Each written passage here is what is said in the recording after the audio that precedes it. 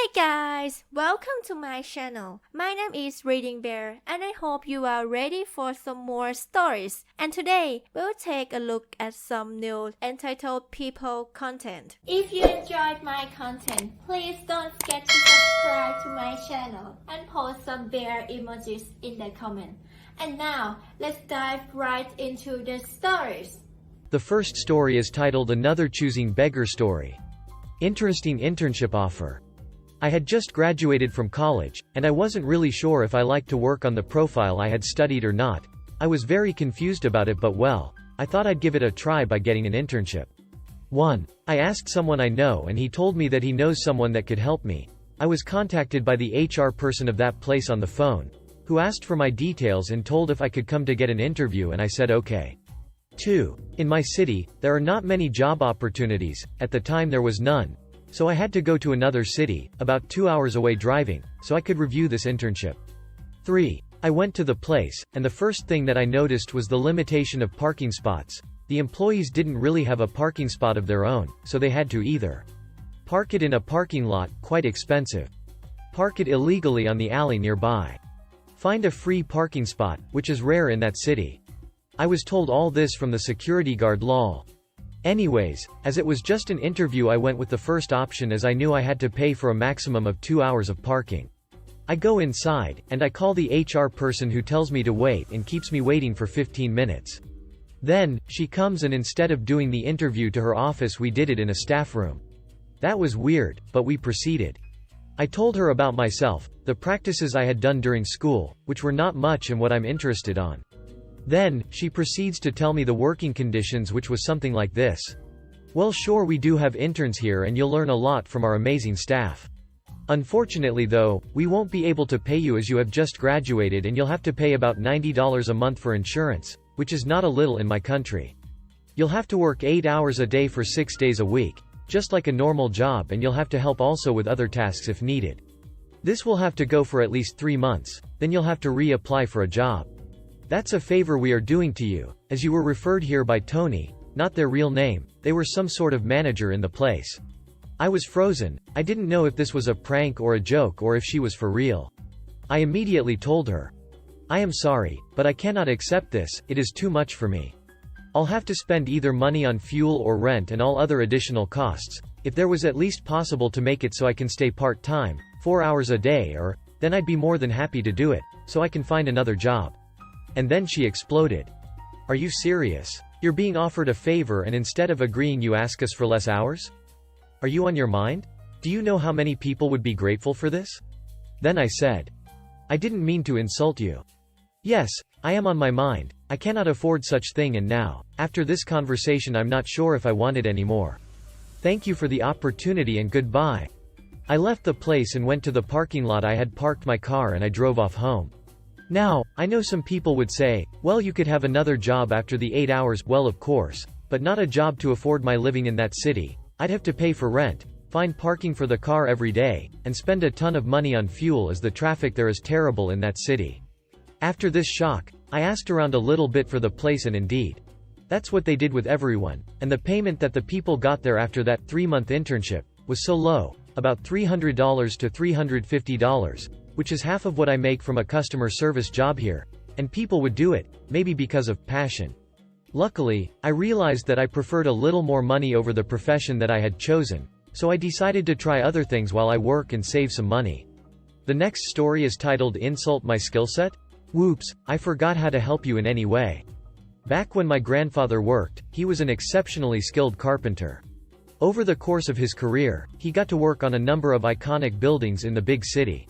Since he retired, he's made his own house really great for him and my grandma, and he likes to help out family and friends with their projects too when asked. It's important to know here that my grandma is the one calling the shots in their home. Grandma and Grandpa used to have a friend who loved to collect wine. He asked Grandpa to build him a wine cellar to store his wines properly. Grandpa loves to help his friends, and of course agrees. Grandma, on the other hand, was iffy about the whole thing. This choosing beggar had before asked Grandpa to build stuff for free, and she was getting sick of his bullcrap. The friend swore he'd give them something this time though, since it was a big project. Grandpa spent 3 full days taking measurements, buying and hauling the wood, building, carving and assembling custom wine racks for this guy. And what did choosing beggar give them for all this work? Half a bottle of wine. An inexpensive sour bottom swill of a wine that he'd had open in his fridge for a week. Grandma was done. Not long after, choosing beggar returns. Says he'd love a rose trellis for his yard. Grandma puts her foot down. Sorry, choosing beggar, Grandpa doesn't actually know how to build those, she says, knowing full well Grandpa has built 3 of them for her yard. Huh, says choosing beggar, well, how hard can it be? Sorry, it's a really difficult process building them. Choosing beggar begrudgingly accepts this and moves along. Months later, Grandma and Grandpa are hanging out with choosing beggar again. He starts complaining about his new rose trellis. I simply don't understand, he says, the guy the first asked to build it wanted $150 for his work? That's just so much money. I wish you knew how to build them, that would have been so much easier and cheaper. Grandpa estimates that he'd need to use about $40 worth of materials for such a trellis. But yeah, what a shame that he can't build precisely the stuff choosing beggar asks for now. The next story is entitled Mother Trespassing to My House. Well, my neighborhood is full of entitled parents that will go nuts because of stupid stuff. Someone threatened to go to court because of a pink door, and this gives me a lot of material for stories. Cast. Me as me, my dad as MD, entitled mother as M, entitled kid as EK. Well, let's go to the story. I have a big back garden that is flat and that will bring the neighborhood kids to my house before we moved in, and after that we have to explain to a lot of Karens why their precious angels can't play in our yard, and since we also started growing some vegetables and fruits, strawberries.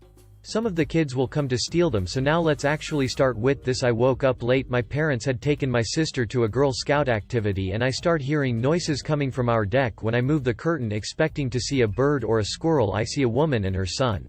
Me. Who are you and what are you doing here? M. That is not for you to know, you're probably just an squatter leaving here, so duck off and leave us alone. Ek. Yeah, duck off. Me. Who do you think you are, idiot? I live here with my parents and you are trespassing, and if you don't effing leave I am calling the cops. I see my dad's car and hear the garage door opening. M hears it too but makes a run for it, but she trips with the water hose. I notice she is carrying a basket with strawberries, tomatoes and some of the herbs we have. Me. You dirty thieves, get the hell out of here. My dad opens the door and sees the woman and asks me in Spanish. MD. Who is that? Me. She is a thief. I found she here with her son picking up our crop. MD. You have 5 effing seconds to go before I call the cops. M gets up, grabs EK by the arm and flees. My dad takes a picture and sends it to the HOA. Some days later we found out she was a member of HOA and she lost her position. The next story is titled Work 60 Hours for Less Than the Minimum Wage. 2018, pre-COVID era. English teachers in my country are considered a premium thing. Many works for schools but don't stay longer than a year at most. Some do stay longer than that. Most of them teach in many English courses dotted all over the country, whether big or small. At that time, I was a fresh graduate eager to start my career in teaching. I had many choices on where I could start my job. This was when one of the courses contacted me. I eagerly responded to their invitation and got my hopes up. Said company advertised that employees would be paid minimum wage. During that time, it was IDR 3.750.000, $250 in today's currency value. Now, this was all okay as it was only an entry-level job. At the very least I get experience to advance myself to a higher position and higher salary. If I showed a lot of potentials, I might net higher than minimum wage. Keep this in mind as it will be important for later. D-Day for the interview arrived and I proceed to come to their office. Most English courses had their own building. Usually, they had a public parking space where it was mostly free to park. This company set themselves in a fancy office building, which I thought to be rather strange. This wasn't a very common choice at all, and it didn't seem to be very accessible for younger students. I didn't think about it and just went in. As it was an office building, I had to pay for parking. It was 4,000 Indonesian rupiahs per $0, 27, which, to my mind, doubled the normal parking fee. But as it was an office building, I just didn't care. When I went inside, the whole building felt empty. The first 2 people that I met were security guards who withheld my ID card. I chose to use my already defunct university card as an exchange, for security reasons. This, to my mind, was rather odd. But I proceed anyway. I went up to the floor where the company had set up and yet more empty spaces. Most of the rooms were empty, as if no one had rented the office space. I had to walk for a bit before I found the exact office room for the company. I peered inside and a lady was waiting for an interview, just like me. I simply waited for my interview and review my files and stuff. The company asked me to bring 2 stamps, presumably for contract signing. This should have been a red flag for me. Normally, I need to provide my own stamps and the company would provide theirs. But this one asked me to bring 2 rather than 1. It was then my turn to have a short English test. This was a common procedure and I think I did pretty well. When the test was done, the interviewer, a male, went into the room and proceed with your normal interview process. What I can do? My experience, all that normal stuff. Then, I was given a chance to ask questions back to the man. I asked about the salary so that the information that I got from the advertisement matches up with his side of view. And then, this happens. CB. Well, we pay our staff 2.500 Indonesian rupiahs .000, $166.70, and you might be able to get a raise based on your performance. Oh, and also it depends on our new branch too. If they are doing well, we might increase everyone's wages. Up. And what about my job? What things that you expect me to do other than teaching? CB. You will help us develop our materials for teaching. Keep in mind that our students are not just young students but also adults such as police officers and office workers. Up. I see. And how about my hour? CB. We open Monday to Saturday. You'll have to come at 8:30 a.m. and finish at 8 p.m. You might have to do overtime sometimes but we don't pay that. Except for Sunday. You come at 9 a.m. and finish at 5 p.m. At this point, I was flabbergasted. For a salary that is below the minimum wage and extremely long hours, this was essentially exploitation. Plus, I had to come to this place 6x a week, in which I had to pay that 4,000 Indonesian rupiahs parking fee, meaning I had to spend 96,000 Indonesian rupiahs per $6.40 purely just for parking. I didn't want to offend my interviewer and just proceed as if I was interested in my job. Once everything was over, I said my thanks to my interviewer and went back home. I told my parents all about it and they, too, were flabbergasted. My parents told me not to take the job and I felt the same too. The interviewer called me that I passed the interview and asked me if I could come for a micro teaching. I simply lied and said that I found a job already and bid goodbye. And if you thought this was over, oh boy. About 8 months later, I was called by the same company that I was selected for an interview. Now, at this point, I was slated for an interview for another company that paid double than this company, which I still work for to this very day. I also remembered that I didn't apply to this company at all yet the message mentioned that I had applied here before. Thinking that I still don't have a job, I said, duck it, and see what would be different this time. Unlike my past encounter, this time, I was put in a group of 20 other people who applied to this company. I expected that it would begin with an English test, as usual. When one of the staff entered, I readied myself for the test. To my surprise, it wasn't the beginning of the test. Said staff asked for everyone's phone number and sent us a message. They asked us to share that message to anyone we know to promote their business for free to other people before leaving us all alone again. The test didn't even begin 30 minutes after this whole ordeal. The interview process went exactly the same as the previous encounter. Except for this time, the salary wasn't 2.500 Indonesian rupiahs .000, $166.70. It was 2.350 Indonesian rupiahs .000, $156.69. The next story is titled Further Adventures of the Office Karen. I deserve better free plants. So our clinic has a surprising amount of actual, living plants in it. Rubber trees next to a lot of the doorways, bamboo in the bathrooms, and, important for the sake of our story, bromeliads on all the counters. The bromeliads are actually quite lovely, nice bright reds, oranges, and purples, all healthy and about 2 feet tall. The bamboo and rubber trees are perpetual residents, but the office has a contract with a greenhouse to replace the bromeliads once a month. Lucifer only knows why, but I'm not about to argue. When the bromeliads are replaced, the previous month's plants are left in a box by the door, and anyone who wants one can take one. Most of the co-workers who have been here a while have all the bromeliads they want, so the plants are usually adopted by the newer employees, or taken to give as gifts.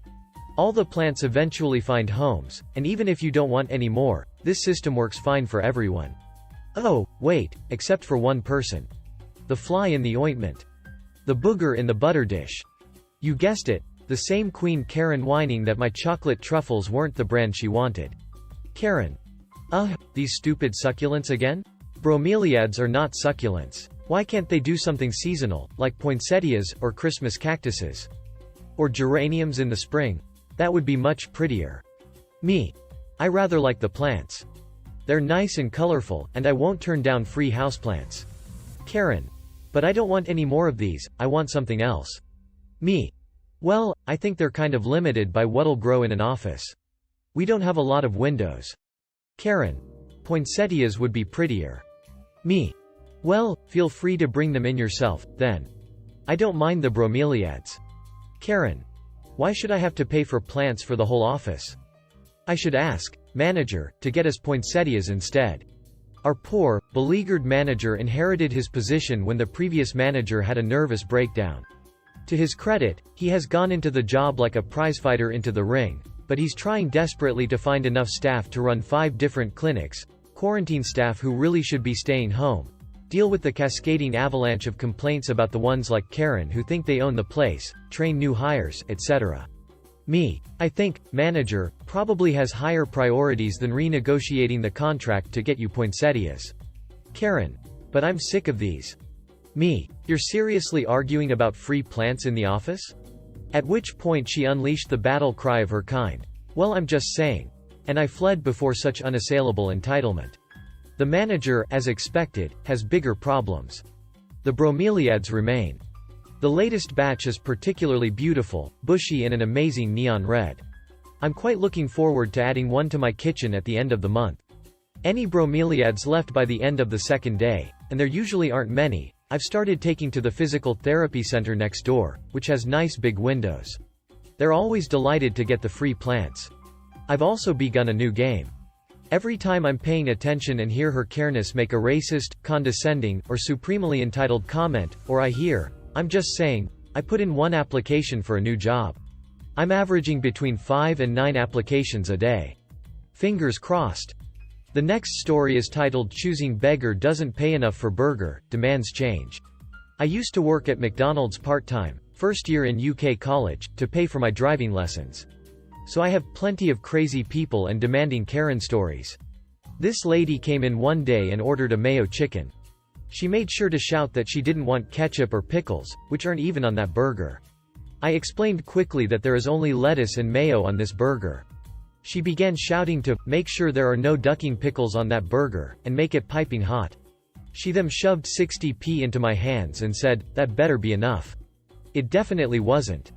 Honestly, I couldn't be arsed fighting with an intoxicated 60-year-old, so I just took it and sent the order through. Flash forward a minute and she storms up to the counter all angry, telling me she had been waiting 10 minutes and her food hadn't been called out. I again couldn't be bothered arguing, apologized and rushed the kitchen to make her order so she'd duck off. She then began dancing in the middle of McDonald's, and a kid bumped into her. She then started to shout at said child. In hindsight, she was probably a druggie. I live in a deprived area, so a lot of people with antisocial behavior and mental issues get thrown in council houses in my area. Anyways, everyone on front was pretty much done with her at this point. We gave her the order and she showed me her receipt all angry. When she'd given me the 60 pence, to make sure the order went through I had put £1 in the machine to pay for the burger. She then demanded I gave her the pence I owed her. I'm so ducking done at this point, gave her a pence and prayed she'd leave. She did, thank God.